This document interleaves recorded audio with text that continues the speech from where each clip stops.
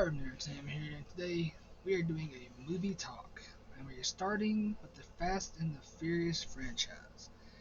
Now, of course, we're starting with the original, one of the best, and we're going to try to go from here on up to, maybe 9, because 10 just came out, but we'll see how it goes. Let's go ahead and get started with this. I took a lot of time and effort to this, so hopefully you all like it. So, let's get started. The Fast and the Furious. This is the original movie poster for it. I think it's really cool looking. But, so, made in 2001 by director Rob Cohen, who had worked as the director for Triple X, a film Vin was in as the main lead role. This movie is based off Vibe magazine's Racer X, about illegal street racing in New York. This is described as a reimagined Point Break. This film grossed over $207 million worldwide. Also, this movie was originally going to be called Redline.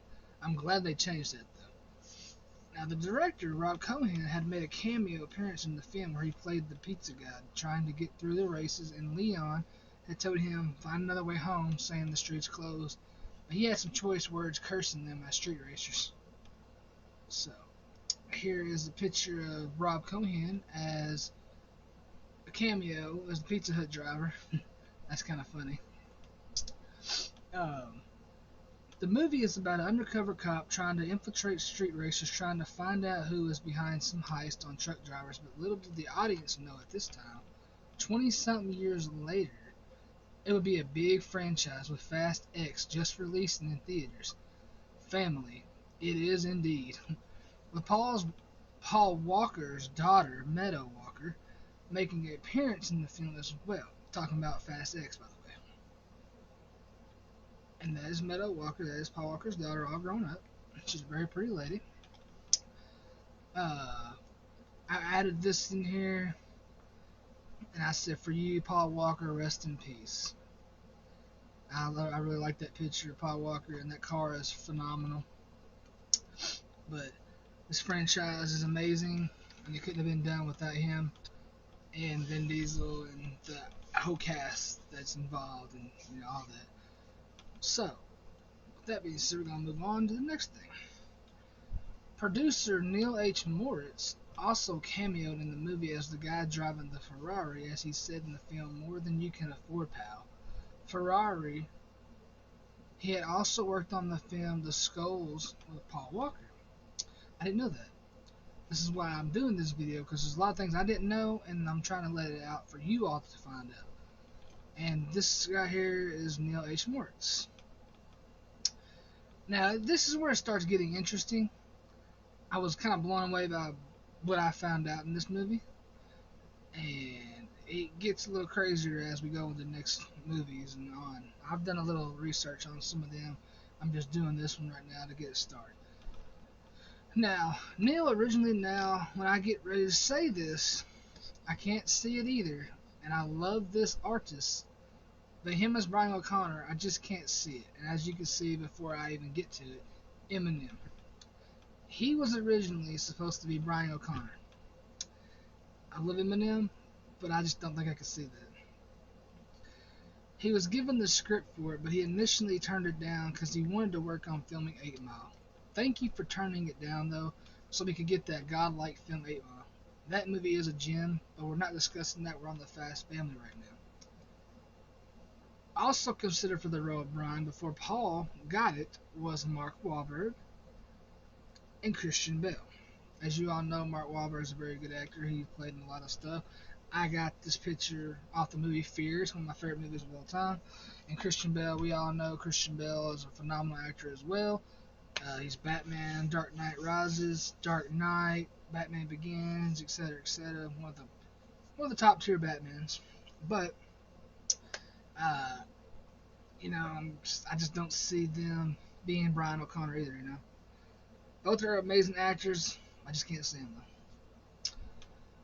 But originally, the producers said they would greenlight the film if they had got Timothy Olyphant to play Dominic Toretto. Now, I really could not see that at all because watching all these films from the first to X10, if you don't know what X means, uh, seeing Vin Diesel's strength and dominance throughout these movies, I don't see that with him. You know, I feel like it played out differently in this if they had put him as Dominic Toretto. But anyway, he's a great actor too.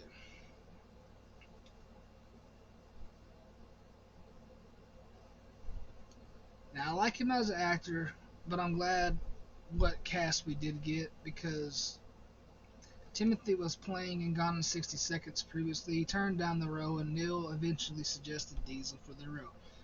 Now, the role of Mia Toretto blew my mind because it was originally written for.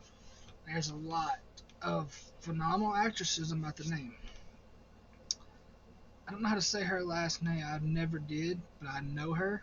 I'm gonna say Eliza Dushku. I hope I did not butcher that because I really like her. Bring It On, Wrong Turn, all kinds of stuff. She was originally written in as Mia Toretto, Dominic's sister, but she turned it down. And the actresses such as Sarah Michelle Gellar, Natalie Portman, Jessica Biel, and Kirsten Dunst all had auditioned for it. So all the Eliza was originally cast, but she turned it down. These four were auditioning for that role, and they lost to who we got, which I'm okay with that because, as I'll say here in a second, um, if you don't know who these women are, I'll just name a couple of things they've been in. Sarah Michelle Gellar, Buffy the Vampire Slayer, Natalie Portman, Star Wars, Padme, Jessica Biel, she was in Texas Chainsaw Massacre, she was in just I now pronounce Chuck and Larry. She was a bunch of other stuff, like a lot of stuff. Um, Kirsten Dunst, she's in Spider-Man. She was in Bring It On with Eliza as well. But I'm just naming a couple things. I could go on with all these females. They're all great. But with that being said, congrats for Jordana Brewster for getting the part because all these are huge names in the industry for real. Now, for the end race between Dom and Brian, there were separate shots made of the cars crossing the railroad and the train coming. They were added in as an illusion to seem as if the cars narrowly escaped getting hit. A long steel rod used as a ramp was used to crash into the semi and flip his car as seen in the movie. An iconic scene, if I say so myself. One of the very first stunts, big ones in the franchise, and trust me, if you have not seen any, there is big stunts, a whole lot of them.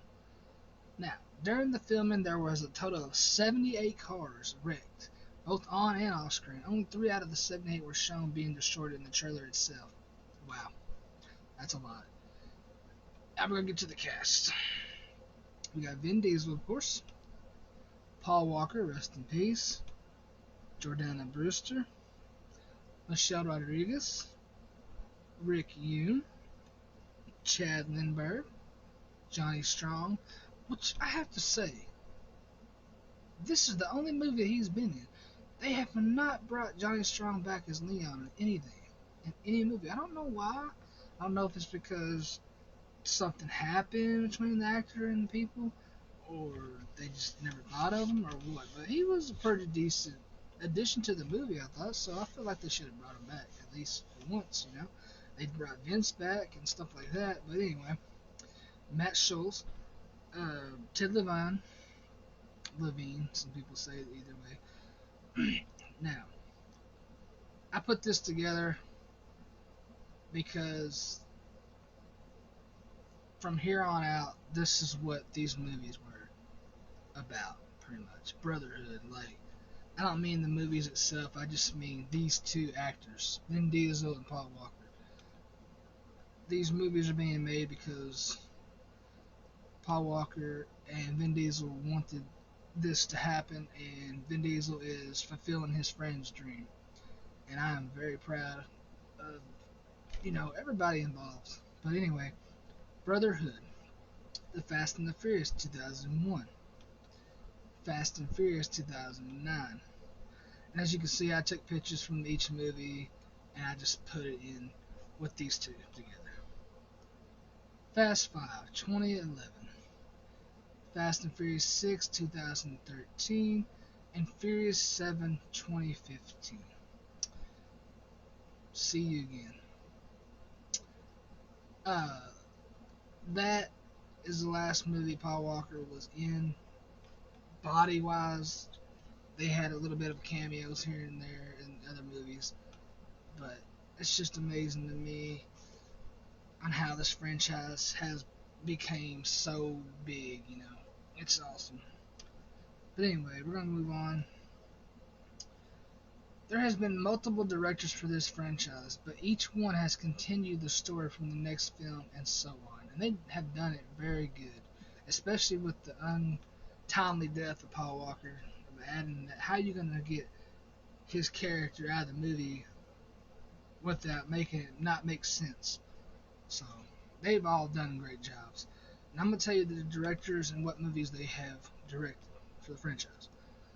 Rob Cohen, the first Fast and the Furious. John Singleton, Too Fast, Too Furious. Justin Lin, Tokyo Drift, Fast and Furious, Fast 5, Fast and Furious 6, and Fast 9.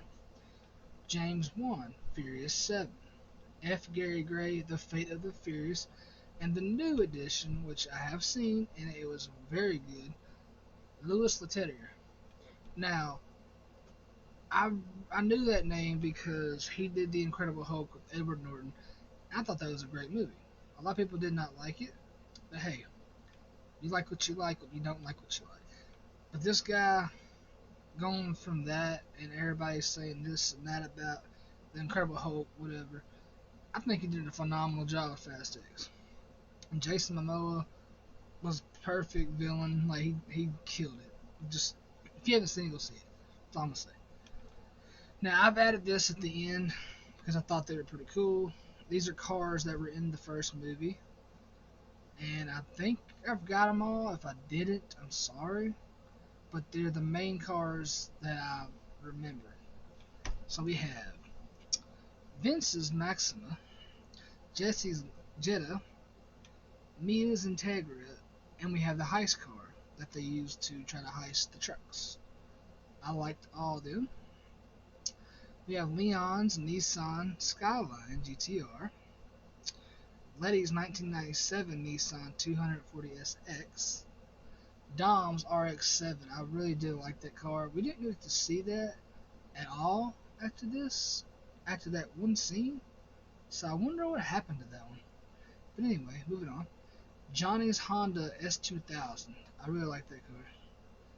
Now we're getting somewhere. Ryan's 1995 Eclipse. Beautiful car. Beautiful, beautiful car. Oh, man. Dom's 1970 Dodge Charger RT.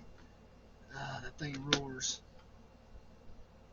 And last but certainly not least, Brian's 1994 Toyota Supra Mark IV. Man, I had to put these three last because they're the chef's kiss of this movie, and that's how I feel about it. So that is the start of the movie talk for this franchise. I hope that you all liked it. I did put a lot of time and effort into this video.